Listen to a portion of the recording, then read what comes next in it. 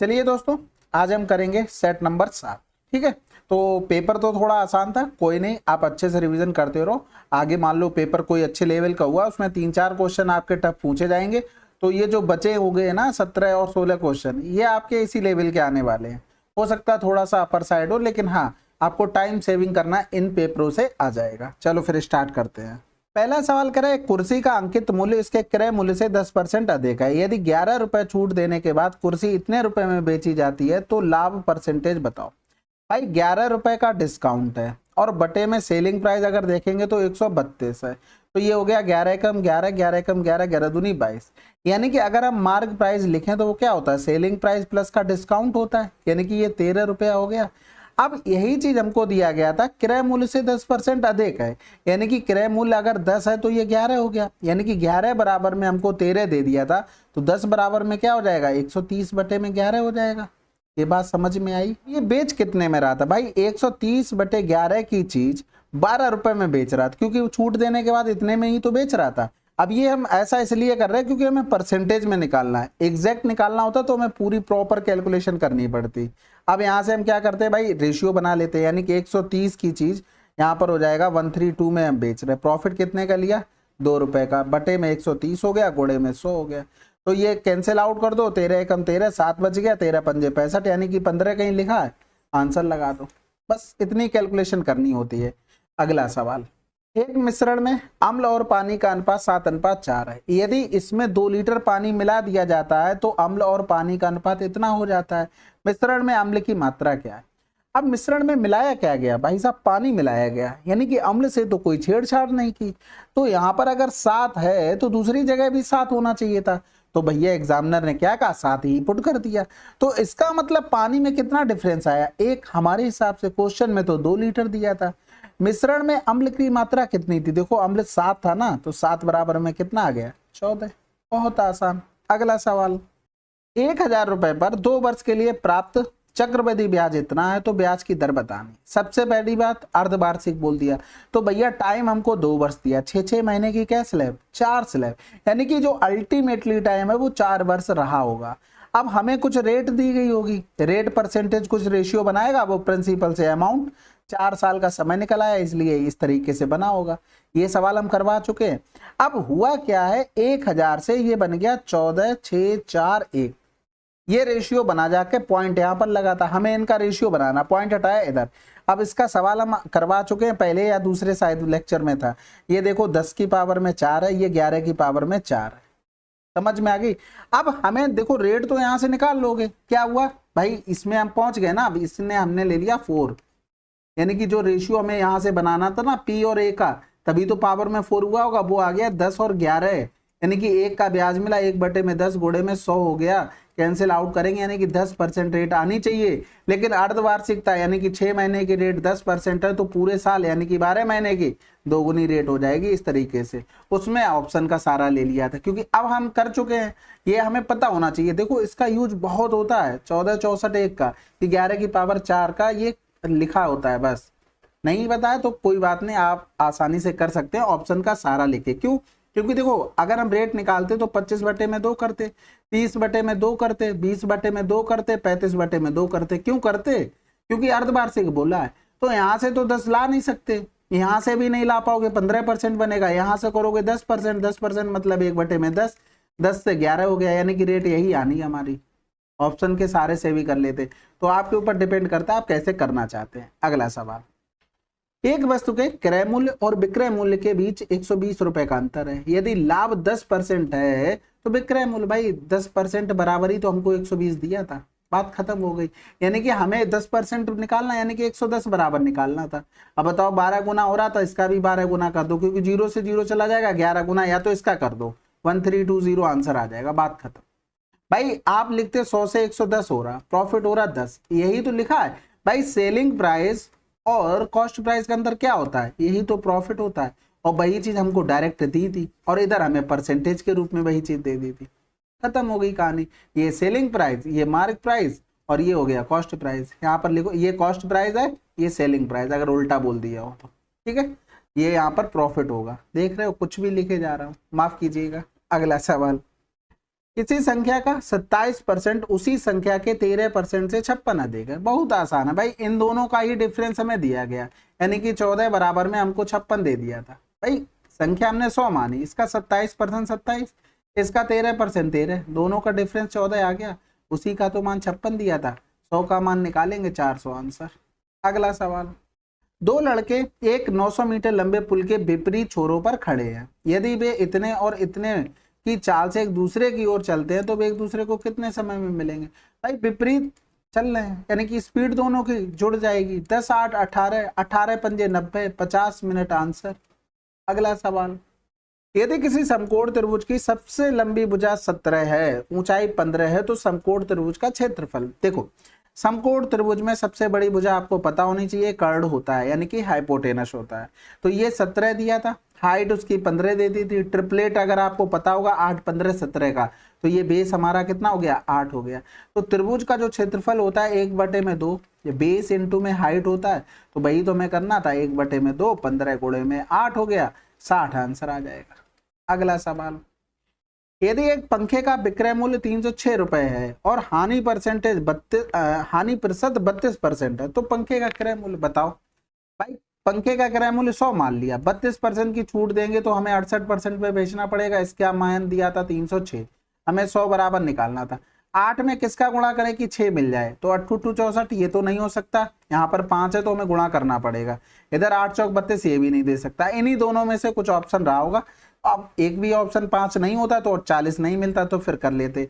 लेकिन आप ये कर सकते, 6 चौक 24 हो रहा था ना, 6 चौक 24, जैसे 68 गुणे में 45 लिखा तो 6 चौक 24 हो रहा है, तो यही हमें 30 तक पहुंचा सकता था। ये 18 वाला तो बहुत पीछे रह गया। बाकी तो कैलकुलेशन थी, आसानी से कर भी लेते आप लोग। ठीक है, तो यहाँ पर हो गया 17 चौकू 68 हो गया, 17 एकम 17 हो गया, 17 8 136, इधर कर देंगे 4 चौकू 16, 4 पंजे 20, 450। अगला सवाल कह रहा था कौन सा नंबर है डिविजिबल है 11 से। आसान है, अल्टरनेट सम कर लो भाई। 8 6 14, 9 5 14 है। डिफरेंस इनका या तो 0 आ जाए या तो 11 आ जाए, तो ये तो 0 आ गया, खत्म कर दो, बाकी तो कुछ करने की जरूरत भी नहीं।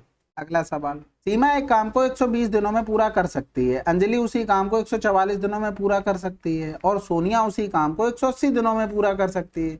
यदि वे तीनों एक साथ काम को मिलकर करते हैं तो उन्हें 33,000 रुपए मिलते हैं।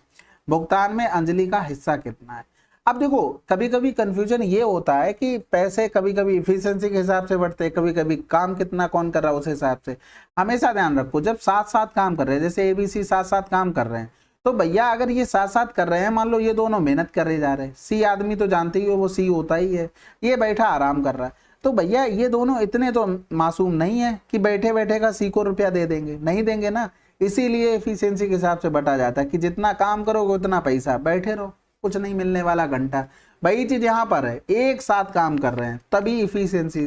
अलग अलग काम कर रहे होते तो काम के हिसाब से पैसा बढ़ता, तब फिर क्योंकि अलग अलग कर रहे हैं तो फिर तो अलग होगा ही इस तरीके से। लेकिन यहाँ पर भी उसी हिसाब से होता है, काम के ही हिसाब से होता है, लेकिन यहाँ पर जब रेशियो बनाओगे तो वो कट जाएगा।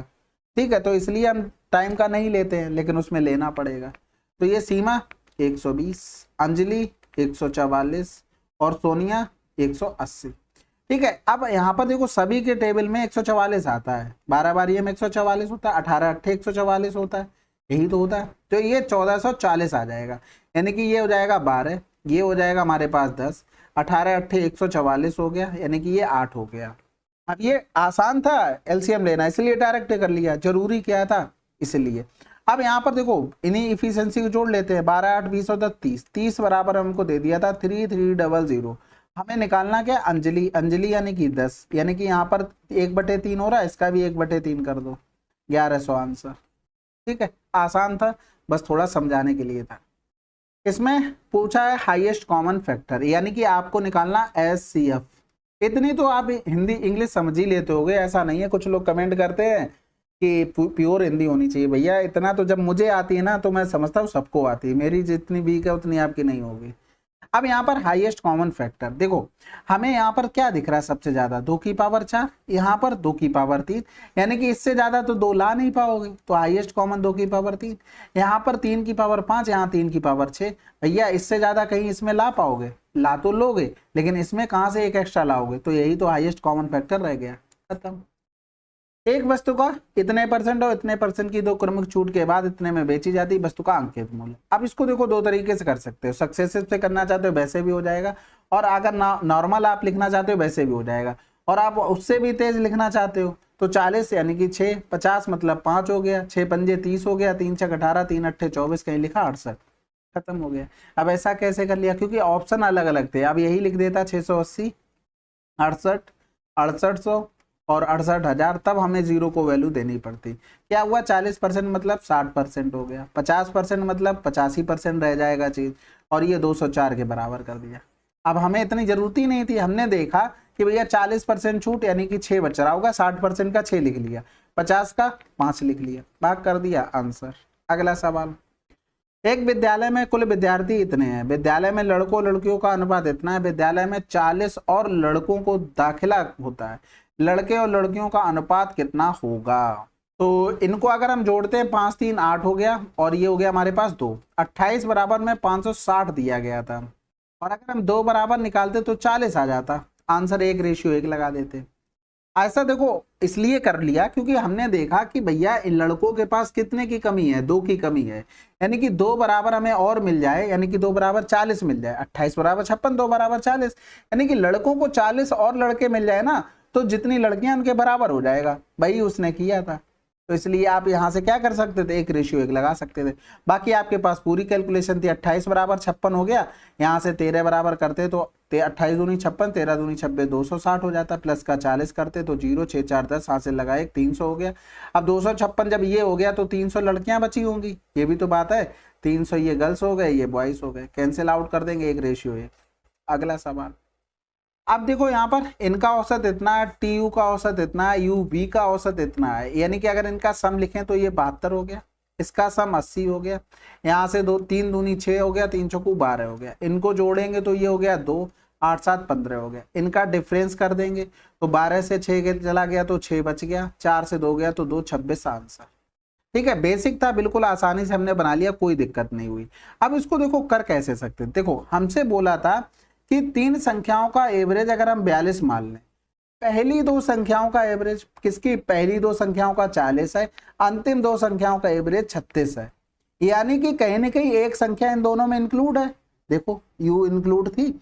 अब यहां पर हमें एक एवरेज देखना था कि यानी कि उस संख्या के बाद अगर इनको इग्नोर कर दें, 42 तो रहा होगा तभी तीनों का एवरेज रहता 42, अगर नहीं 42 होता तो एवरेज कैसे बना लेते, नहीं होते। लेकिन ये भाई साहब 2 कम लेके आए, 2 कम लेके आए एक लोगों में, तो 2 लोगों में कितना हो जाएगा, 4 कम हो जाएगा, यानी कि माइनस का 4 आया, तो जैसा आता है वैसा ही लिख दो। ठीक है, ये भाई साहब 6 कम ले आए और 2 लोगों में कितना कम हो गया, 12 कम हो गया माइनस का, इसमें से 12 और माइनस कर दो, यानी कि 42 माइनस का 12 4 16 हो गया, 12 से 6 गया 6, 3 से गया 2, यानी कि 26 आंसर। ये देखो माइनस आया तो माइनस लिखा केवल इसलिए नंबर इंक्लूड थे, अगर इंक्लूड नहीं होते तो माइनस वाला प्लस हो जाता है, प्लस वाला माइनस हो जाता है, ये चीज ध्यान रखना।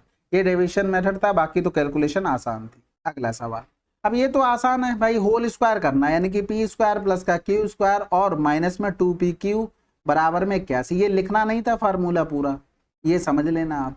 127 माइनस का 81 बराबर में क्या हो गया, 2pq हो गया, 7 से 1 चला गया 6, 12 से 8 गया 4/2, यानी कि pq का मान कितना आ गया, 23। अगला सवाल, एक निश्चित धनराशि पर 13% वार्षिक दर से 5 वर्षों में इतना साधारण ब्याज प्राप्त होता है, वह धनराशि ज्ञात कीजिए।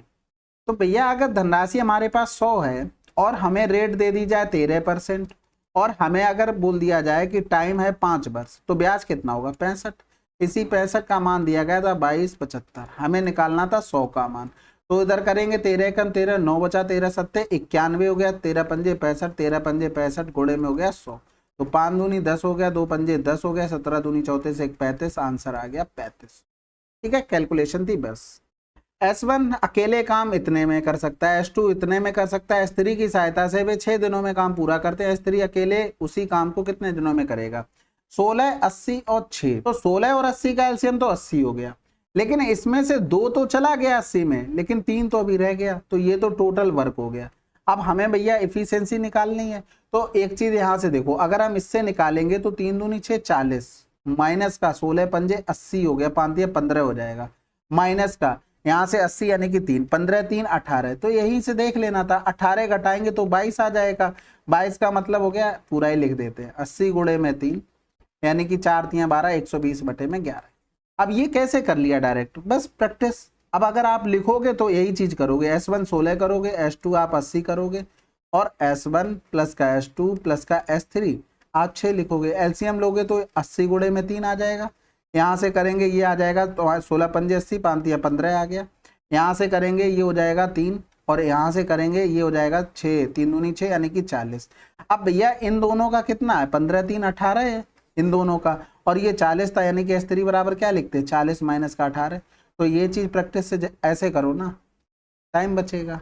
यदि किसी घड़ी का वास्तविक मूल्य 500 रुपए है, इसमें पहले 10% की वृद्धि की जाती है और फिर 15% की कमी की जाती है, तो घड़ी का अंतिम मूल्य क्या होगा। अब देखो इसमें कितना करना था, 5 गुणे में 10% वृद्धि 11, 85, बस इतना करना था। 5 25 हो गया, 5 8 40 और 2 42 हो गया, गुणे में 11 यानी कि 5 5 2 7, 4 2 6 हो गया, और ये 4, ये आंसर आ गया।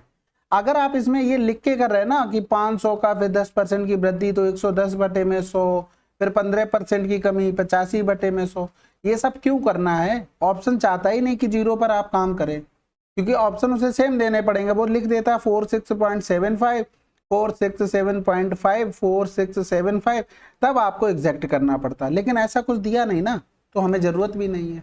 अगला सवाल, ये सवाल आसान था भाई। 6 दूनी 12, 12 से 9 हो गया, 3 हो गया, और 3 हो गया तो 14 3 17 हो गया। अब ये गुणा करने से पहले मैं भाग करना पड़ेगा, यानी कि यहाँ पर भाग करेंगे तो ये 17 हो जाएगा, यानी कि 289 अपॉन में 289 हो गया। आंसर क्या आ जाएगा, 1 आ जाएगा। तो ये छोटी छोटी चीजें याद भी रखना, क्योंकि ये कोई क्वेश्चन भेज देता है, अभी भेजा था किसी ने ये क्वेश्चन सिंप्लीफिकेशन का, कि इसका आंसर ये कैसे आ सकता है। अब वो क्या कहते, वो भैया गुणा उड़ा कुछ ध्यान ही नहीं दे रहे, डिवाइड करने का कौन सा पहले करना है। तो ऐसे नशे में रहोगे सस्ते वाले तो कैसे चलेगा। एक विद्यार्थी के 6 विषयों में प्राप्त औसत अंक इतने हैं, यदि उस विद्यार्थी को एक विषय में 80 अंक प्राप्त होते हैं तो शेष विषयों में प्राप्त कुल अंक बताने हैं। अब यहाँ पर गुणा करना है, यानी कि 6 पंजे 30 हो गया, 6 सत्ते 42 और 3 45 हो गया, 80 माइनस कर दो, यानी कि 15 से 8 गया 7, 370 आंसर।